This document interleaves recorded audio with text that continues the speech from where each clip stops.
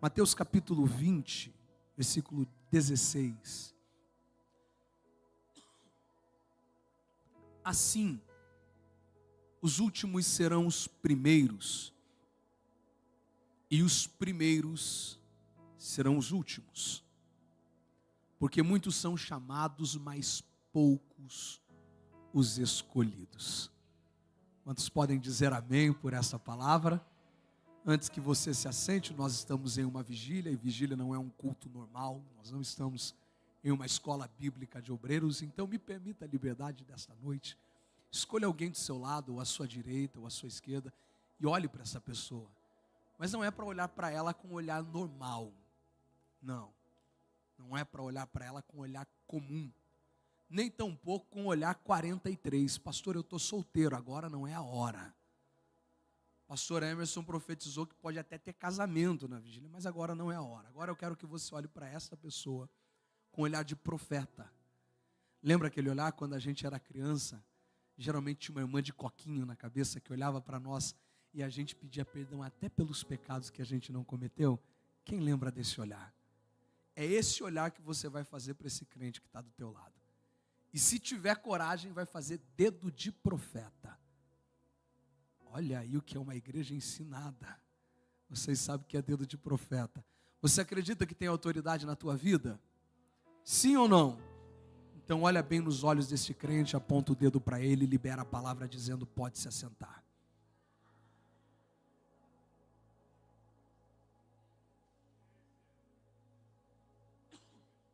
Agora você olha para ele com aquele olhar de espanto e diz assim, vejo que tu és profeta.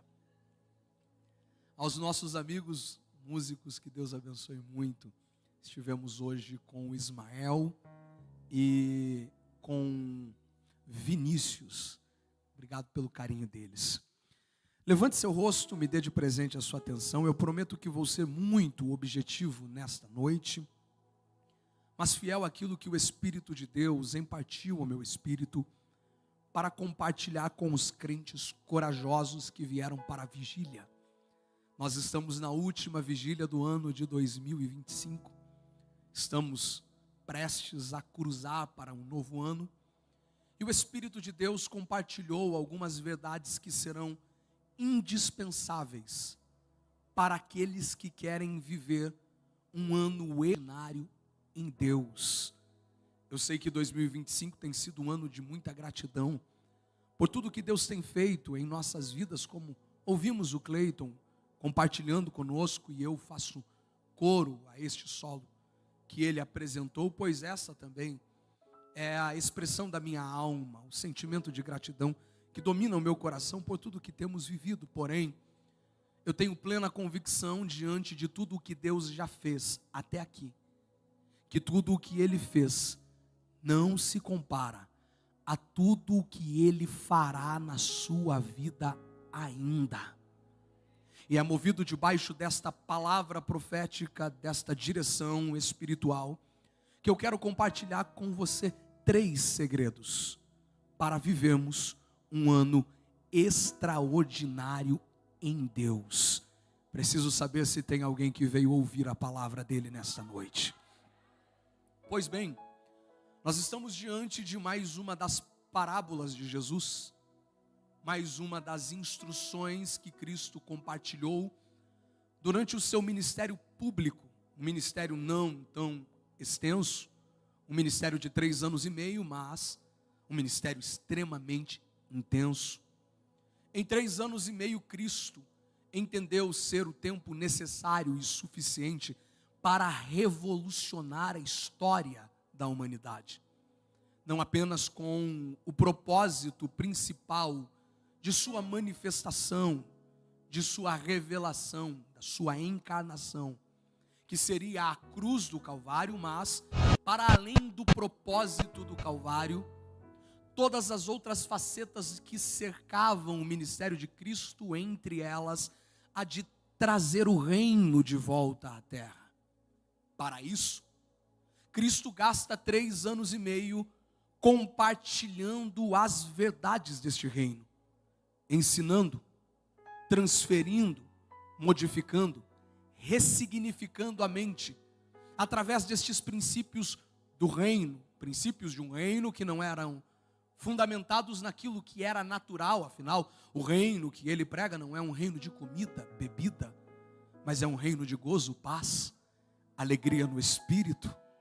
E é este reino que ele precisa expandir.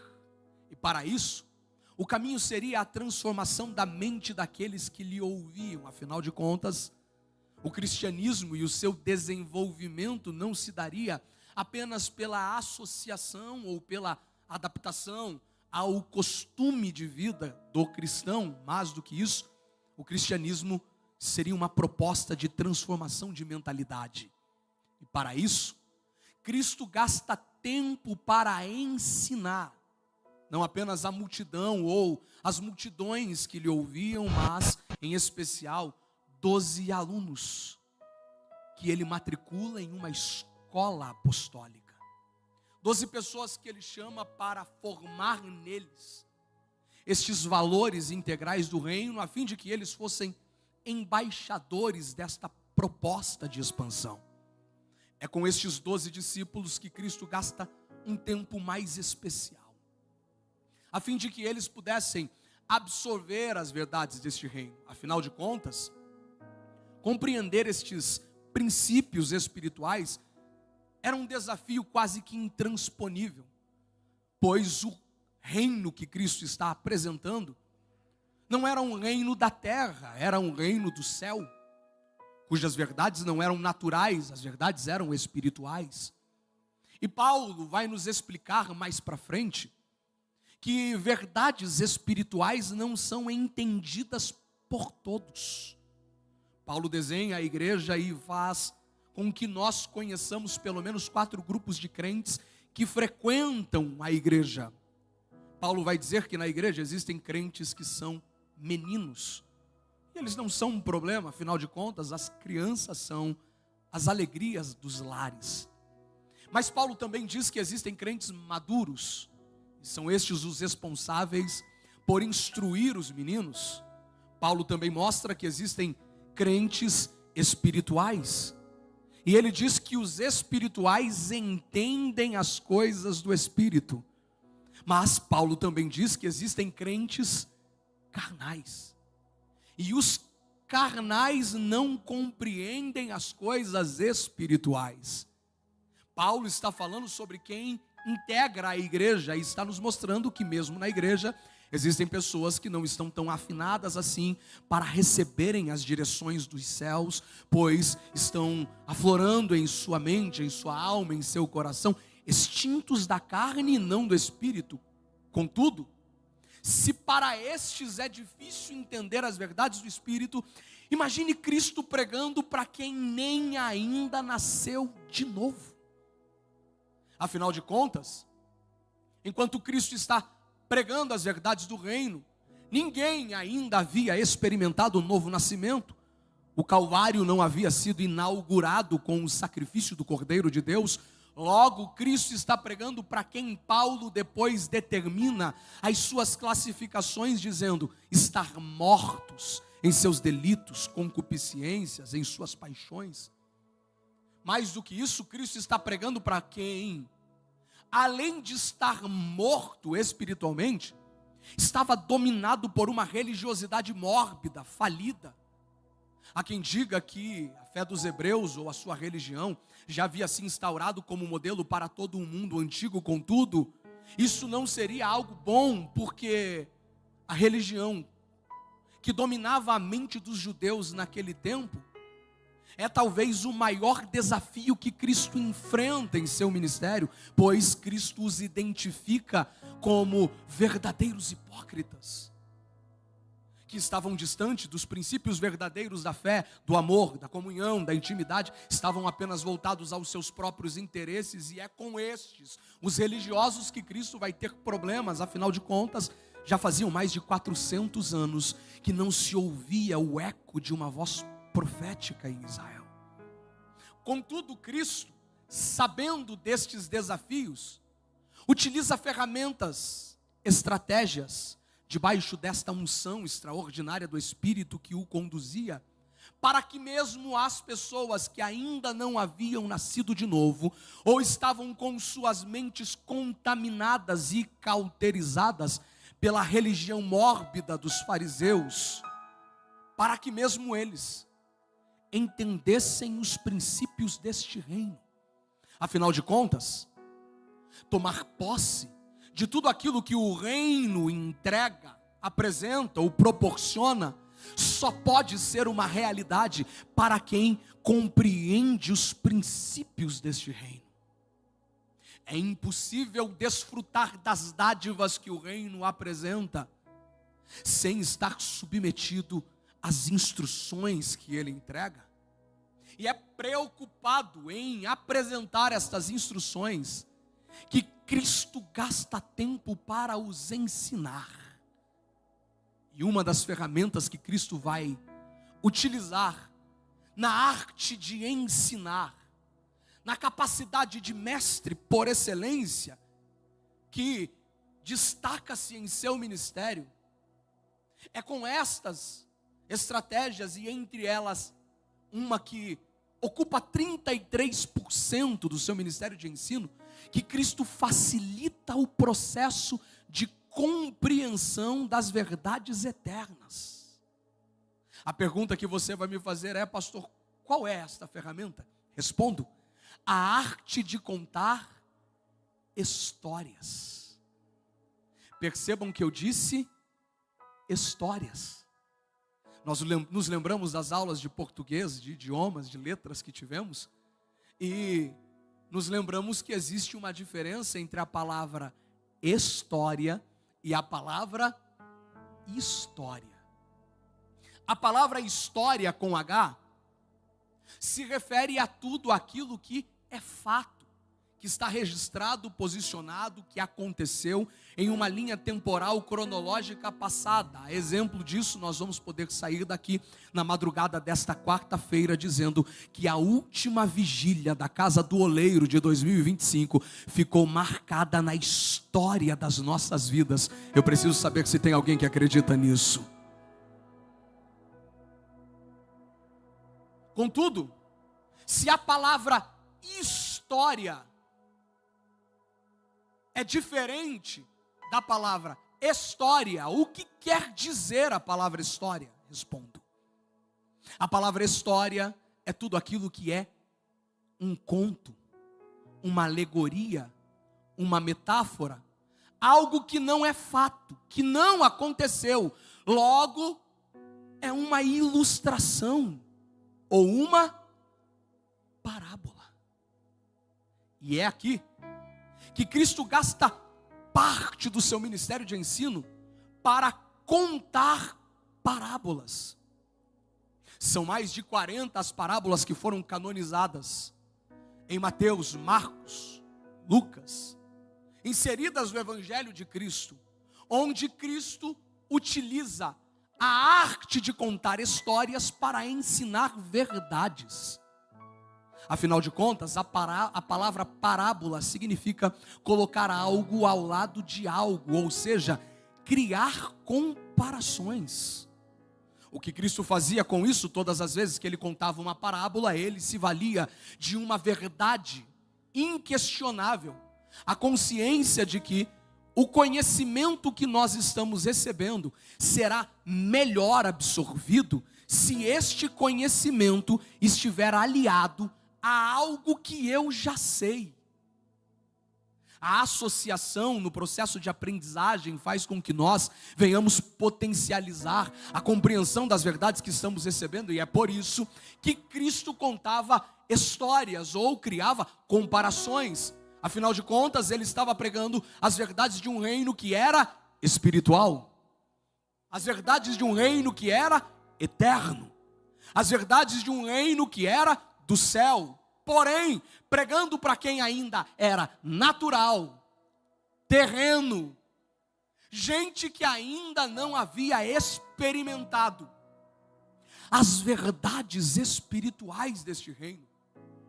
Por isso, era como se Cristo chegasse em uma noite como essa, noite de quarta-feira, última vigília da casa do Pai, e perguntasse para nós: Hoje vocês querem ouvir uma palavra? E nós responderíamos como a melhor vigília de Iporá responde: glória a Deus. Ele diria: então eu vou pregar para vocês sobre o pregador do Evangelho. Vocês já ouviram falar sobre a mensagem do Evangelho? A nossa resposta seria: não. A gente nunca ouviu falar. Evangelho, mensageiro, pregação do reino, é algo novo para nós. E ele, ao ouvir essa resposta, diria: isso não é um problema, já que vocês não conhecem sobre o Evangelho, a mensagem do Evangelho, o pregador do reino. Eu faço uma segunda pergunta: vocês já ouviram falar sobre semeadura? Sobre semente? A nossa resposta ia ser sim. Sobre isso eu conheço: agricultura, plantio, colheita, semente. Então, Cristo começava a sua pregação mais ou menos assim: e um semeador saiu a semear. Um pouco de semente cai à beira do caminho, outro cai em um terreno pedregoso, outro cai em um terreno de espinhos, outra cai em um terreno fértil. Aqui cai à beira do caminho, a ave de rapina sequestra. Aqui cai em um terreno pedregoso, é sufocada, tenta crescer, mas não se desenvolve, falta profundidade. Aqui cai em espinhos, é morta pelos espinhos. Mas aqui cai em terra fértil, produz a 30, a 60 e a 100 por uma que foi lançada. Quem estava ali ouvindo, interessado em compreender as verdades que Cristo estava ensinando, ao ouvir Cristo assim falar, perguntava: o que o Senhor quis dizer com isso? E ele explicava: a semente é a pregação do Evangelho, o semeador é quem prega, o território, o coração do ouvinte, a ave de rapina, Satanás, as pedras, a falta de absorção, compreensão, os espinhos, as concupiscências do mundo. Mas a terra boa é aquela que vai produzir a partir da minha palavra liberada. Era como se quem estivesse ouvindo entendesse uma verdade eterna por Cristo compartilhada de forma tão simples, porque Cristo era alguém que estava preocupado em ser entendido no que dizia. Cristo era alguém que pensava profundo, mas tinha prazer de caminhar nas águas rasas do conhecimento. Porque a maior beleza do Evangelho não é a apresentação das informações, até porque se Cristo fosse gastar tempo para compartilhar informações, nós não entenderíamos nada. Afinal de contas, ele não tinha conhecimento, ele é o próprio conhecimento encarnado. Nós sairíamos como Paulo saiu da experiência que teve ao visitar o terceiro céu, dizendo: eu ouvi coisas inefáveis. A palavra inefável significa não tem como explicar. Se Cristo fosse ocupado com o sentimento de mostrar conhecimento, a gente diria: não tem como compreender e nem tem como explicar. Porém, ele era alguém que pensava profundo, mas caminhava nas águas rasas para que as pessoas mais simples entendessem as verdades deste reino.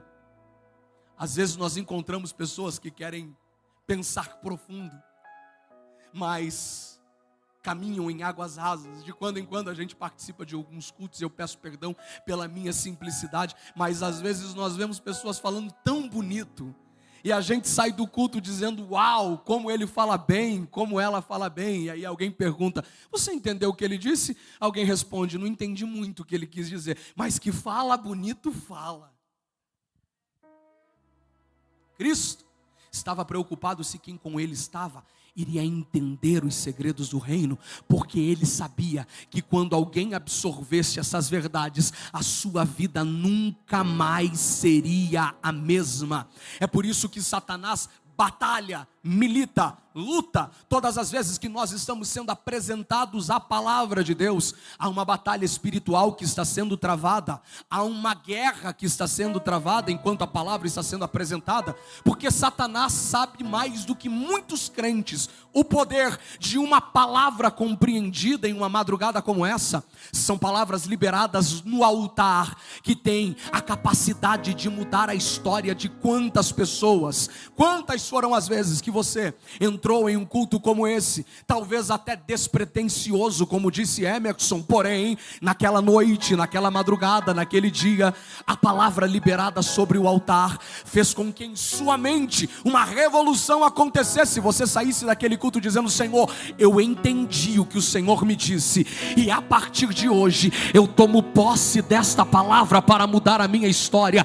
Uma palavra suficiente para transformar o futuro de gente que viveu a partir da palavra o que jamais viveria. Satanás sabe disso, e é por isso que ele batalha, luta, para que durante a exposição do texto bíblico alguém não entenda, não compreenda, alguém não consiga absorver. Porém, numa madrugada como esta, eu já tenho certeza que ordens foram dadas por Deus para que anjos descessem aqui na casa do Pai, para batalhar em prol daqueles que aqui entraram, a fim de buscar em Deus uma palavra. E hoje, queira o diabo ou não, você vai sair desta madrugada de posse de segredos que o Pai resolveu compartilhar contigo, que vão mudar o término do ano de 2025, não apenas para você, mas para a tua casa, e lhe darão a entrada a um ano que será marcado pelas bênçãos extraordinárias de Deus. Eu preciso saber se tem alguém que acredita nisso. Se tem alguém que crê comigo na vigília Casa do Pai, levante uma de suas mãos aos céus e por 30 segundos não deixe esta igreja em silêncio. Eu vou deixar você adorar, depois eu vou continuar.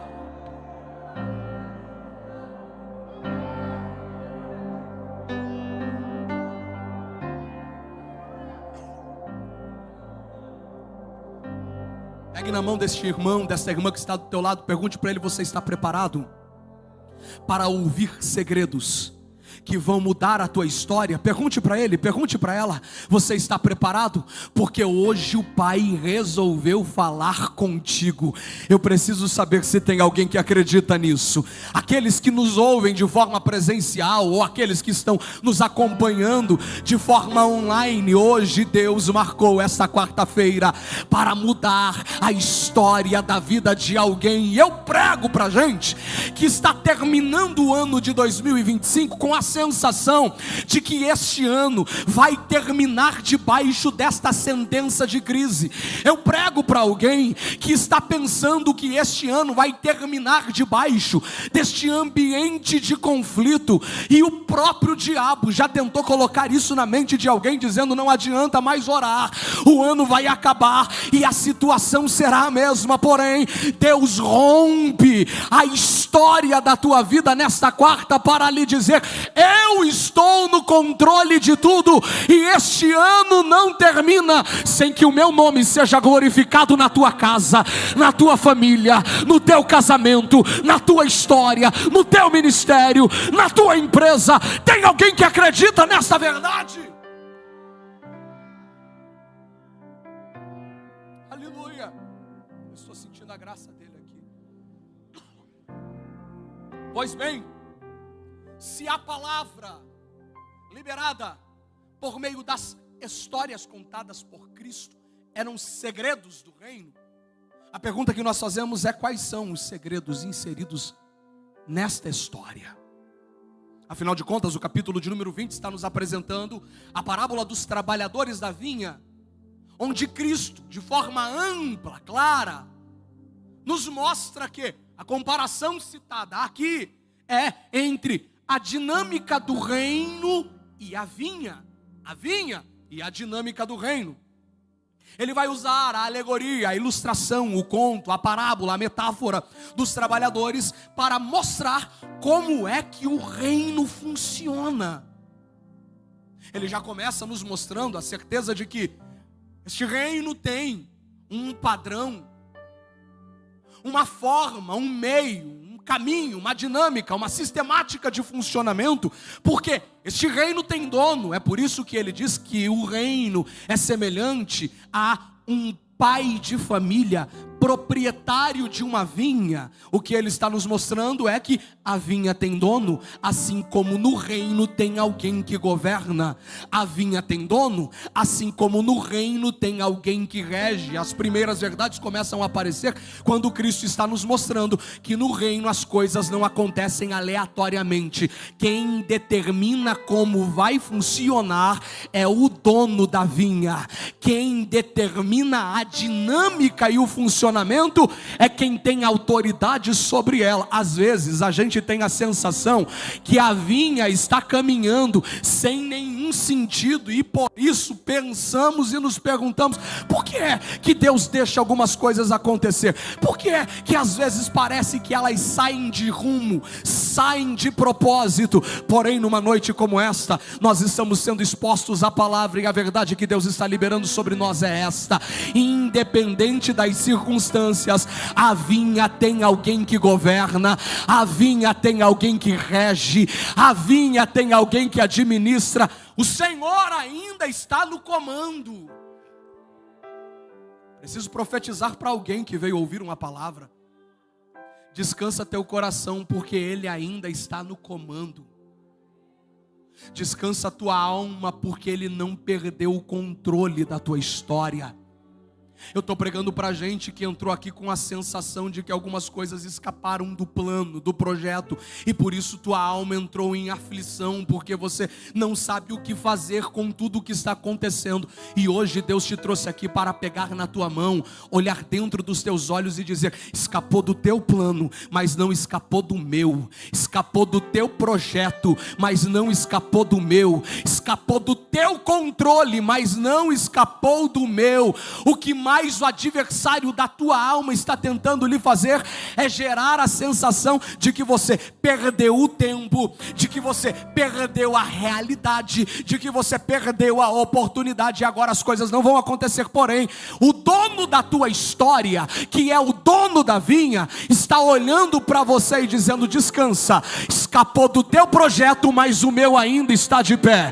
Os teus sonhos não se realizaram, mas o meu ainda está vivo para a tua vida. E agradeça, porque o teu plano não deu certo. Afinal de contas, se o teu plano tivesse dado certo, você jamais experimentaria o meu. E eu tenho algo para lhe dizer: o meu é maior do que o teu, o meu é melhor do que o teu, o meu não é só para ti. A tua casa será abençoada, a tua família será abençoada, o teu lar será abençoado. Eu sinto a graça de Deus nesta casa. Aleluia. Se é Ele quem comanda, se é Ele quem rege, é Ele quem estabelece o funcionamento. E a primeira verdade que o texto vai nos apresentar é que o dono da vinha sai contratar trabalhadores para a sua vinha. O primeiro segredo que ele nos mostra parece ser simples, mas o fato de ser simples não faz ser dispensável. Eu trocaria a palavra simples por fundamental, porque fundamentos são comuns, mas não são dispensáveis. A primeira verdade é que ele está nos mostrando que na vinha só entra quem o dono chama. Na vinha só entra quem o dono escolhe. Se a vinha é a comparação do reino, Jesus está nos mostrando que ninguém cai de acidente no reino. Ninguém aparece no reino acidentalmente. Não. Quem no reino está, só está porque o dono do reino escolheu. Quem com a vinha se envolve, eu sinto graça nessa palavra, só se envolve porque o dono da vinha chamou para se envolver. Ninguém aparece por acaso. Vigília a casa do Pai não é lugar de gente cair por acidente. É lugar de gente que foi escolhida, de gente que foi chamada, de gente que foi separada, de gente que o dono da vinha encontrou e disse: quero você comigo. O porquê isso é importante, pastor, e vai fazer com que o meu ano seja um ano extraordinário, porque esta verdade jamais pode desaparecer da nossa mente. A certeza de que nós só estamos envolvidos com o reino porque o dono do reino nos chamou. A gente só se envolve com a igreja, com o altar, com o ministério, com a obra, porque o dono nos escolheu. Nós não podemos perder de vista esta consciência para começarmos o ano com a expectativa em Deus de que será um ano extraordinário. Por quê? Porque geralmente, quando a gente começa a se envolver com o reino, com a vinha, com a obra, e nos encontramos com dificuldades, pois se tem algo que Deus não nos blinda de passar é por problemas. Mesmo que na vinha estejamos trabalhando porque Ele nos escolheu, o fato de estarmos trabalhando não nos priva de passar por crises. E aqui, a gente não pode perder essa consciência, meu amigo Dr. Vinícius, pois a sensação de quem mais perto do reino está, ou mais trabalhando na obra está, é que o fato de na obra eu estar trabalhando ou envolvido, deverá fazer com que um muro de proteção seja construído ao redor da minha vida, da minha casa e de tudo aquilo que carrega o meu nome, e que eu não posso passar por nenhuma luta. Porém, isso não é uma verdade.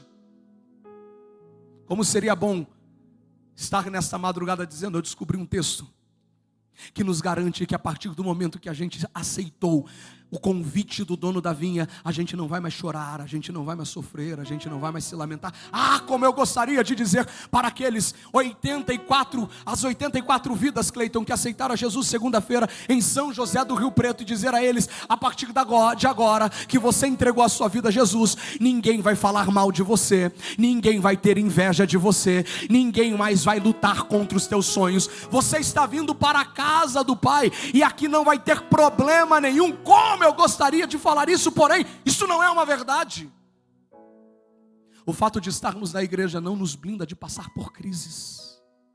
Na verdade, existem provas que você passa só porque você decidiu ser fiel a Deus. Tem lutas que a gente enfrenta, que a gente só enfrenta porque está obedecendo. Eu estou sentindo Deus falando com alguém aqui nessa madrugada. Tem lágrimas que você está derramando, que se não fosse a tua obediência, você não estaria chorando, mas a tua obediência está lhe levando a passar por crises. E é aqui que o diabo aparece para dizer: está vendo? Quem mandou se envolver com esse negócio de reino? Quem mandou se envolver com esse negócio de obra? Quem mandou aceitar o convite que não era para ter aceito? Se não tivesse se envolvendo, não estaria sofrendo. Se não tivesse se envolvendo, não estaria chorando. Tá vendo? Foi se envolver que começou a viver frustrações, dores, lutas, batalhas, guerras. Porém, quero dizer que eu estou com uma força. O Espírito de Deus trouxe você aqui para lhe dizer que você não decidiu se envolver à toa, que você não caiu aqui de acidente. Você só se envolveu porque Ele estendeu o cetro da graça sobre a tua história. Você não caiu aqui de paraquedas. Não foi um convite que não deveria ter sido aceito. Não foi porque você deixou as coisas acontecendo. Não foi porque você foi indo de acordo com o fluxo, não. Até porque eu prego pra gente que muito antes de nascer, o dono da vinha já havia sonhado com a tua história, planejado a tua chamada, desenhado o teu ministério. E quando Ele te chamou, só te chamou porque antes da tua mãe descobrir que estava grávida, Ele já havia te escolhido. Antes do teu pai saber que ia ser um menino, uma menina, o Senhor já havia te separado. E antes que você viesse à terra, Deus já havia dito: vai trabalhar na obra, vai servir na vinha, vai ser integrante do reino. Você só está aqui porque Ele te escolheu.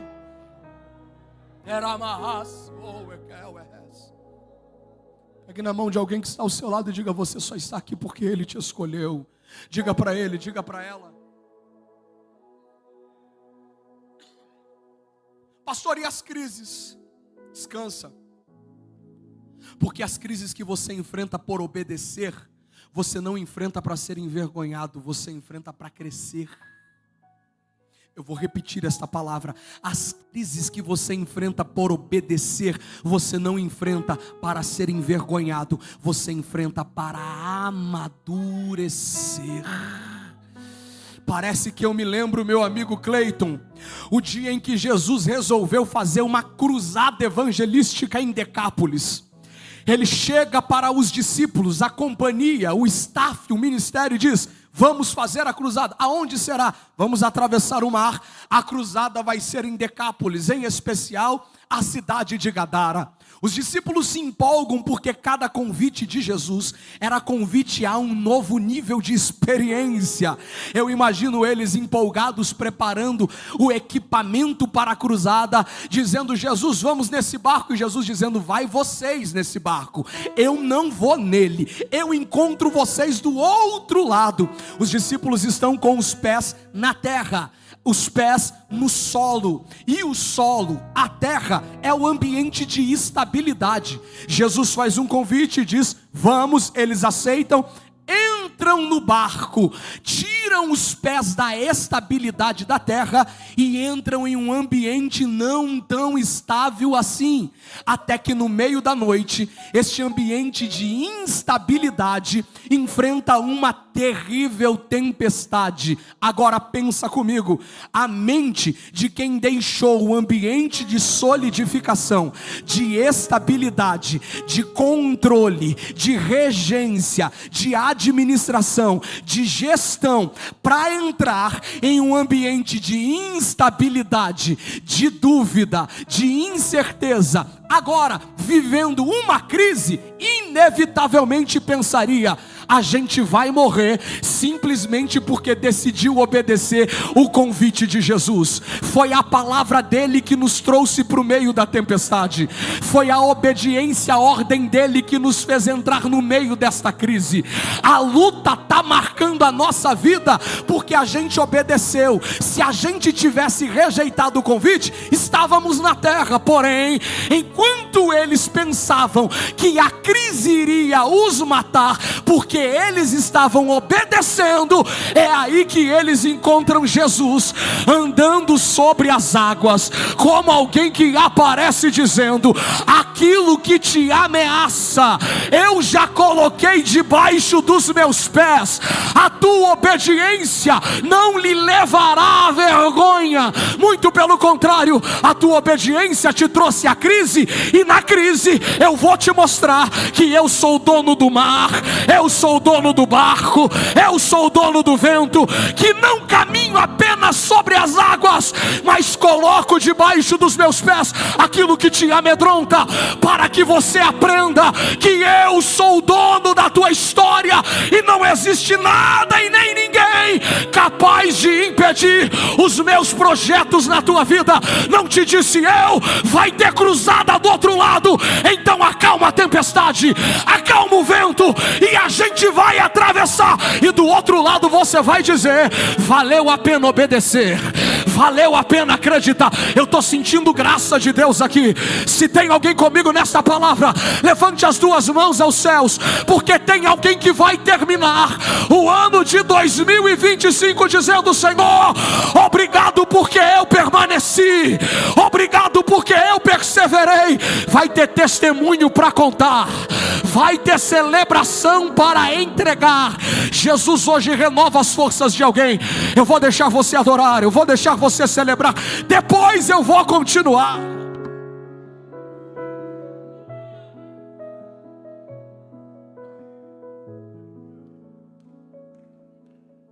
Aleluia.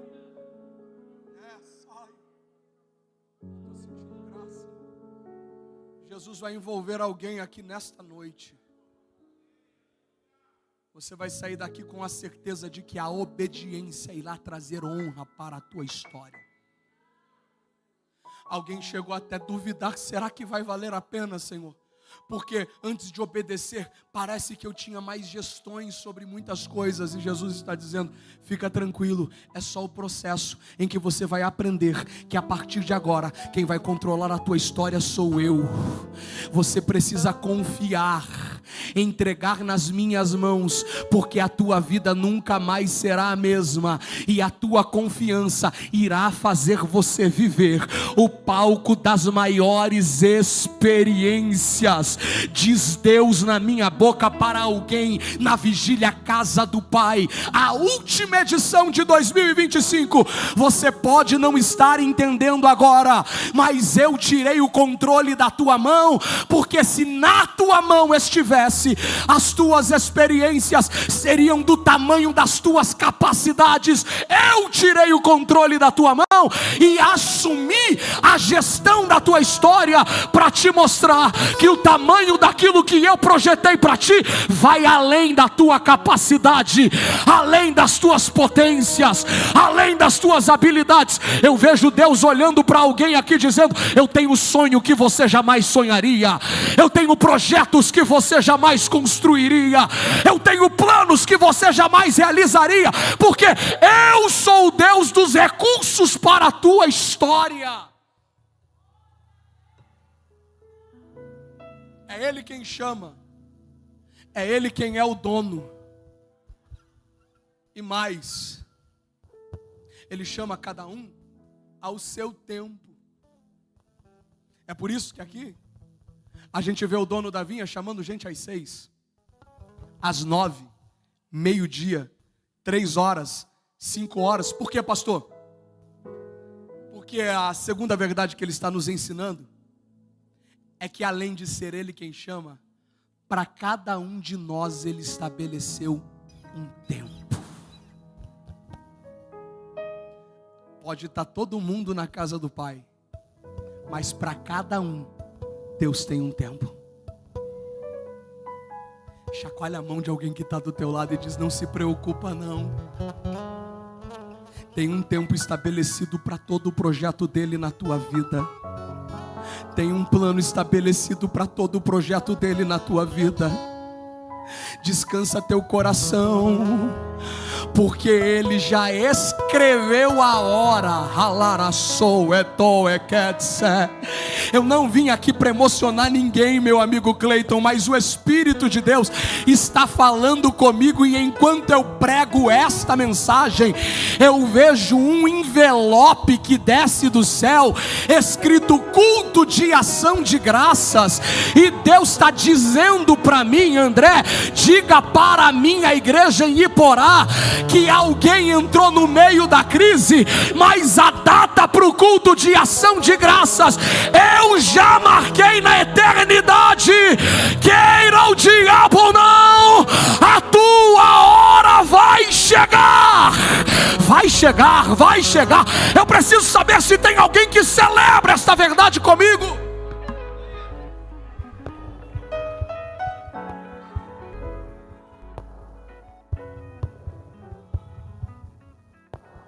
Sabe qual que é o maior desejo do diabo?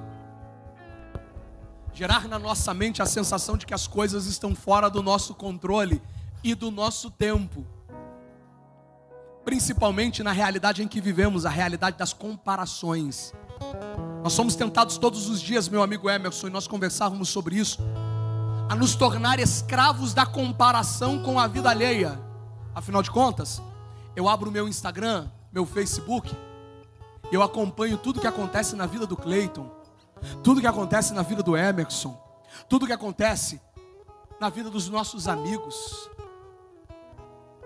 Aí a gente olha o que acontece na vida dos outros e nós temos uma sensação. O quê?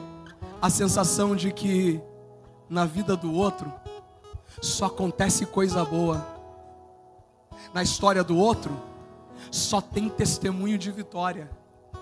Com isso, a gente se compara, porque se tem uma verdade que parece ser esquecida, é que nas redes sociais ninguém publica crises, ninguém publica lutas. Quer ver? A gente posta o carro novo que a gente compra, Mas eu duvido alguém que postou o carro novo que comprou, tendo que postar 3 meses depois o banco levando porque não conseguiu pagar.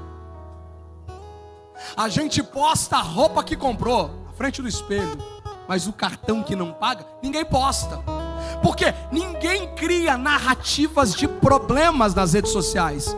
As redes sociais são narrativas de vitória, de alegria. Eu não estou aqui como um apologista da publicação do fracasso, não. Eu só quero que você entenda que aquilo que a gente vê aqui não é o retrato da realidade da vida de ninguém. Porque o mesmo que posta vitória, alegria, também enfrenta lutas, também enfrenta crises. E se nós não entendermos isso, todas as vezes que nós compararmos aquilo que o outro constrói através de suas publicações, a nossa realidade, nós teremos a sensação que estamos atrasados, que estamos perdendo, que estamos ficando para trás, que nada acontece na nossa vida, só acontece na vida de A, só acontece na vida de B. E é aqui que o diabo tenta estimular pessoas a tomar decisões equivocadas para acelerar o tempo de bênçãos que Deus reservou para o futuro.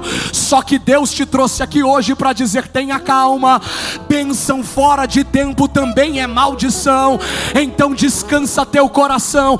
Pode ser que o tempo chegou na vida do A, pode ser que o tempo chegou na vida do B, mas o reino não ganha porque alguém chega primeiro. O reino ganha porque todos chegam, cada um à sua hora, cada um ao seu tempo, cada um ao seu momento. Levante a mão quem acredita em profecia. Hoje Deus está liberando sobre esta casa uma unção de equilíbrio, uma unção de calma, uma unção de controle, uma unção de estabilidade. Você não vai sair daqui desesperado dizendo: Senhor, o ano vai acabar e nada aconteceu. Não, você vai sair daqui dizendo: Senhor, a minha vida é tua, a minha casa é tua, a minha história é tua, o tempo é teu, o projeto é teu. Eu sinto glória sendo enviada sobre este ambiente, em nome de Jesus. Quem tem glória para entregar, agora é a hora. Quem tem aleluia para entregar, agora é a hora. Os crentes pentecostais de guerra, que são batizados com o Espírito Santo e que amam vigília, comecem a orar em línguas agora, porque eu vejo Deus renovando as forças de alguém. Vai acontecer, vai chegar, vai dar certo. A hora é minha, diz o Senhor. Só quem crê, por um minuto, não deixe a casa do Pai em silêncio. Não deixa, não deixa. Quem tem glória, diga glória. Quem tem aleluia, diga aleluia. Quem veio para receber, ora em línguas, ora em línguas, ora em línguas.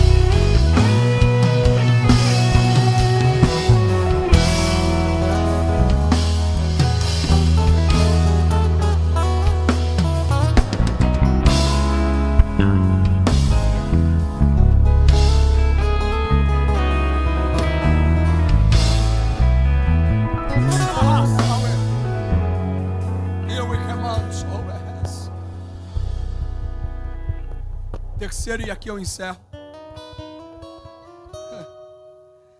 Você só está aqui porque Ele te escolheu. Além de te escolher, foi Ele que estabeleceu o tempo para as coisas acontecerem na tua vida. Quando Emerson estava no sofá da casa popular lá, perguntando para Deus os tempos, as promessas e os sonhos, Deus já estava dizendo: o segredo é só não parar. Porque se você parar, você não chega. Se você continuar, o meu tempo vai acontecer na tua vida. Eu estou sentindo Deus aqui. Há uma reunião que o Senhor marcou com alguém. Hoje Deus te trouxe para o divã para dizer para você que o teu adversário sabe que não existe demônio na terra capaz de impedir o teu tempo, a tua hora e o teu momento. Satanás sabe que não tem homem na terra capaz de fechar a porta que Deus decidir abrir para a tua história. Oh meu Deus, Satanás, oh glória, eu estou sentindo Deus aqui. O inimigo sabe que não tem anjo no céu, demônio no inferno e homem na terra capaz de impedir. Ele sabe. É por isso que ele tenta gerar medo, é por isso que ele tenta gerar insegurança, dúvida. Por quê? A única pessoa capaz de impedir o tempo de Deus de acontecer na tua vida é você. Todas as vezes que ele coloca o medo, a dúvida, a preocupação no teu coração e você paralisa, a porta que Deus abriu ali nunca será ultrapassada por você, porque para ultrapassar você precisa caminhar, se mover. É por isso que quando Deus manda um anjo para visitar Pedro na prisão, o anjo diz: pega a sandália, pega a capa, se prepara e vem comigo, porque à medida que você anda, a porta que eu quero abrir se abre, a porta que eu quero abrir se escancara, e se eu parar, a porta ficará fechada. Mas se tu caminhar, aquilo que você não poderia fazer, o teu Deus irá fazer por ti. Oh meu Deus, eu sinto graça dele nesta casa. Você já viu alguém dizendo assim? Depois que eu comecei a fazer, as coisas começaram a acontecer. Depois que eu decidi ir, as coisas começaram a se construir. Por quê? Porque a maior certeza que eu posso dar como testemunho de que acredito nas promessas que Deus liberou sobre a minha vida é a minha capacidade de se mover em direção a elas mesmo sem os recursos necessários. Sabe o testemunho que eu dou para dizer: Senhor, eu acredito no que o Senhor prometeu? É quando eu não tenho nada, mas eu caminho. É quando eu só tenho uma promessa, mas eu não paro de caminhar. Ah, eu sinto Deus aqui, Cleiton.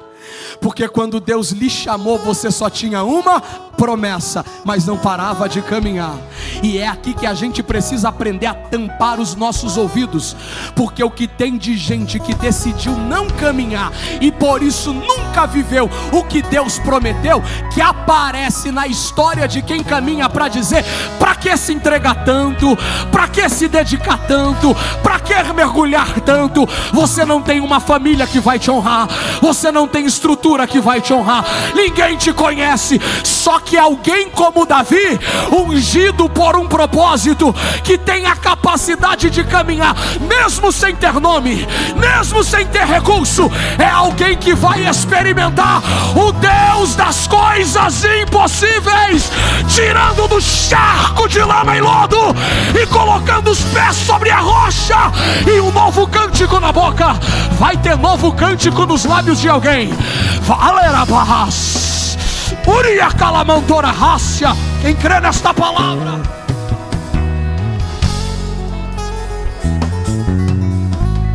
Eu encerro.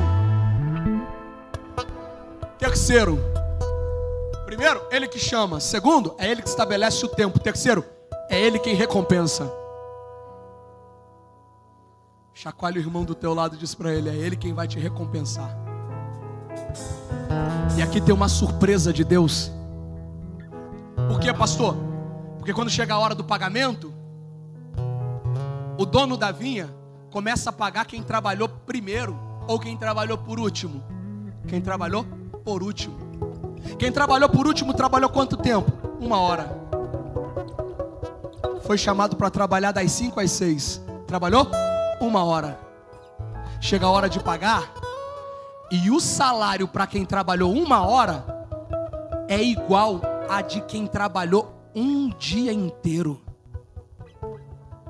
Para você entender e a gente orar, o salário do trabalhador de Iporã aqui em um dia de trabalho é mais ou menos R$1.000, né?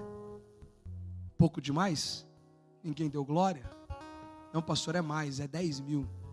Vamos ficar no 1.000, que é mais a realidade lá do Emerson em São Paulo. R$1.000 o dia, o salário de um trabalhador.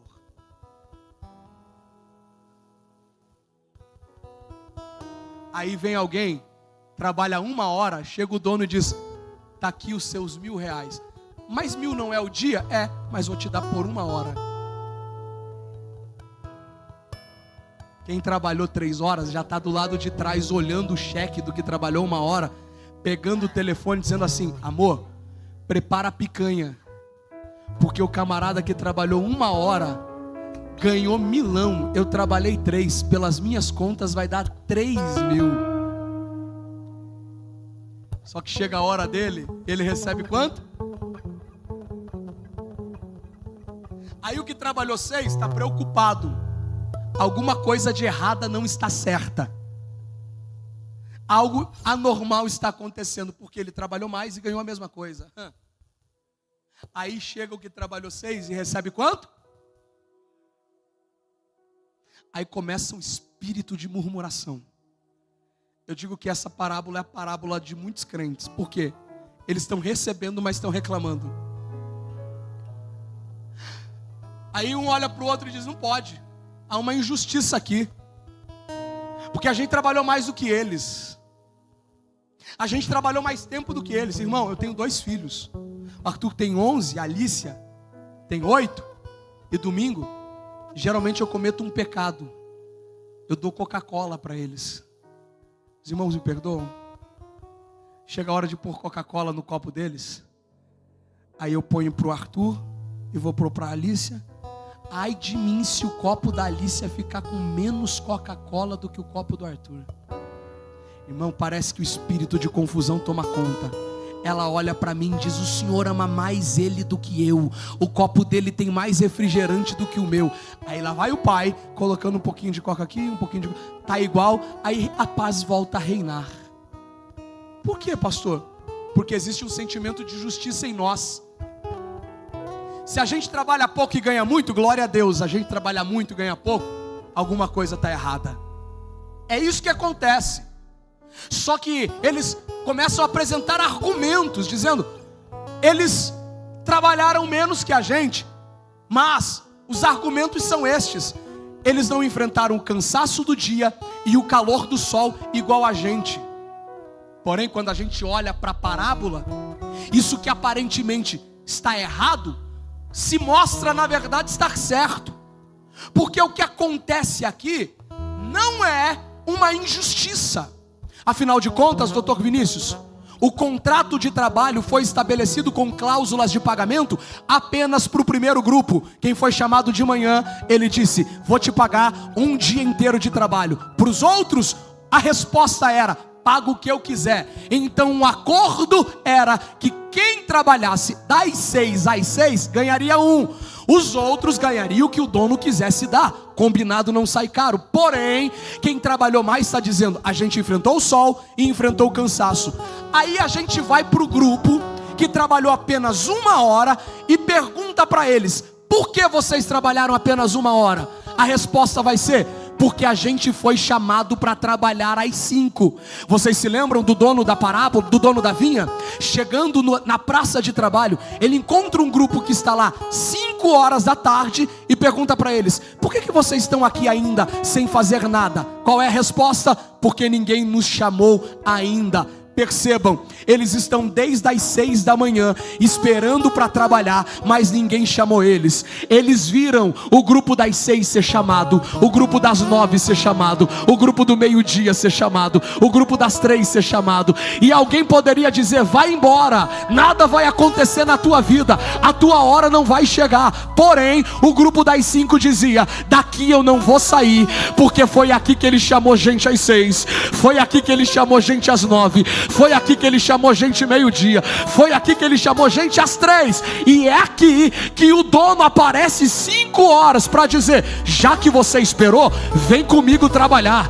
Vou trabalhar só 1 hora, não tem problema, eu não pago só o teu trabalho, vou pagar o tempo de espera também.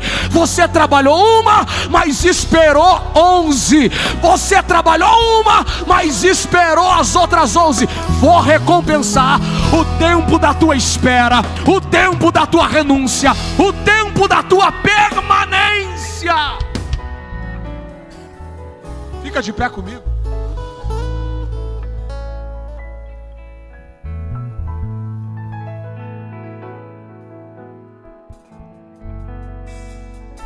Se você puder dar a mão a alguém agora, eu quero que você dê a mão a essa pessoa e você vai dizer para ele assim, descansa teu coração, porque se a recompensa ainda não chegou, quando ela chegar, ela vai cobrir o tempo da tua permanência, o tempo da tua espera. O Espírito de Deus liberou uma palavra sobre o meu espírito. O ano de 2026 vai ser um ano de surpresa para muita gente, porque tem gente que vai receber a recompensa mesmo trabalhando pouco. Alguém vai olhar e vai dizer: como pode? Começou agora e já está ganhando tanto. E Deus está dizendo: é porque você não viu o tempo que Ele esperou, é porque você não viu o tempo que Ele renunciou. Meu corpo está arrepiado aqui nesse altar, Cleiton. Deus está dizendo para alguém, meu amigo Emerson: quando a recompensa chegar na tua história, vai ter gente que vai dizer: chegou ontem, já está assim. E Deus está dizendo: é porque você não viu o tempo que Ele aguardou em lágrimas, o tempo que Ele aguardou permanecendo fiel. É por isso que a recompensa vai surpreender. Se você está com a mão deste irmão apertando a sua, levante a mão dele, a mão dela, porque hoje Deus começa a liberar um renovo sobre a vida de alguém. Você não vai sair do lugar de espera, você não vai abandonar o lugar de permanência, você viverá as surpresas de Deus para o ano de 2026. Queira o inferno ou não, a recompensa de Deus chegando. Se você pode, abrace este irmão, ministre algo sobre ele, sobre ela. Seja um canal de Deus para a vida dele agora.